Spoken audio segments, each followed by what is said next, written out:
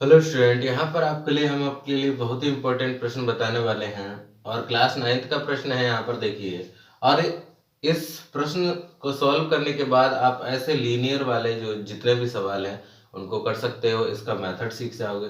देखिए, हम इसका मेथड आपको बताते हैं कि क्या है। यहाँ पर एक ए ओ बी एक लाइन है।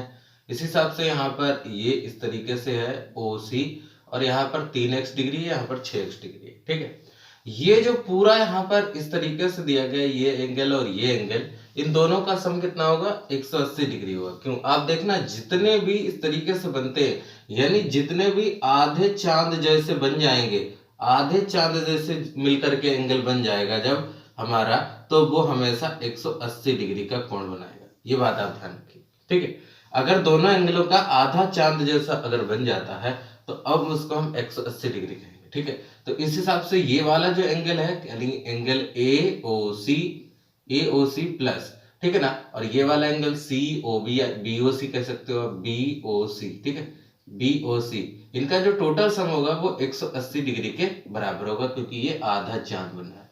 बनना नहीं बनना है?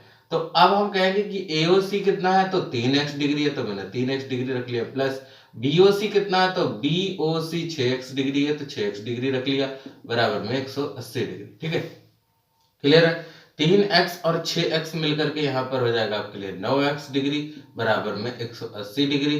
तो x डिग्री बराबर आ जाएगा 180 डिग्री और बटे में 9, 9 दूनी 18 यानी 20 डिग्री। ठीक है, x डिग्री का मतलब 20 डिग्री आ गया। अगर ये 20 डिग्री आ गया है तो इस हिसाब से दोनों एंगल निकाल सकते हैं। कैसे निकाल सकते हैं इस बात को देखिए।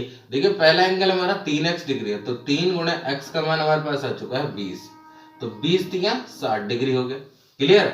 इसी तरीके से हमारा अगला है 6x, तो 6 गुणे x का मान है 20, तो 6 के 6 दूनी 12, 120, यानी एक एंगल आ जाएगा 120।